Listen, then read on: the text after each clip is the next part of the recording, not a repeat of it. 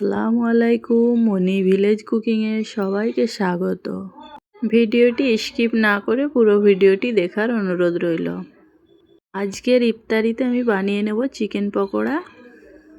তো চলো বন্ধুরা, চিকেন পকোড়ার জন্য যা যা উপকরণ লাগে আমি আপনাদেরকে দেখিয়ে দিই।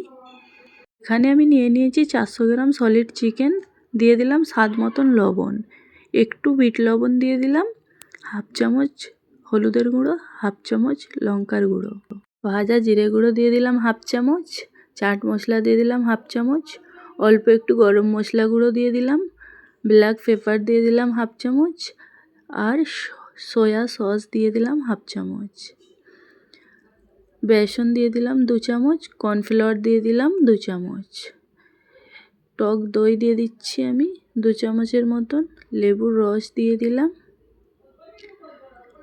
আদা রসুনের পেস্ট দিয়ে দিলাম, দিয়ে আমি সুন্দর করে হাত দিয়ে মাখিয়ে নিচ্ছি।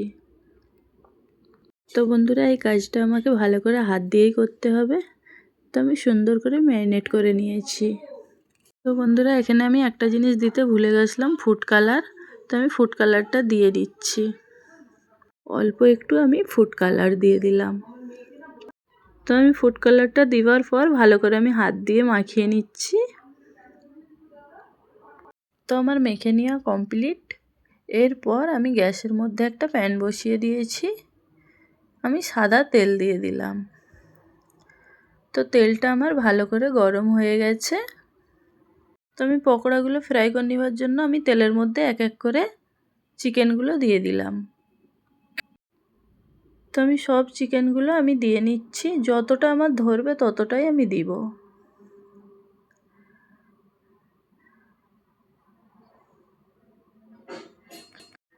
তো আমি সবটুকু দিয়ে নিয়েছি। এবারে আমি উল্টিয়ে পাল্টিয়ে ফ্রাই করে নিব। তোমার এক সাইড হয়ে গেছে, আমি উল্টিয়ে দিলাম।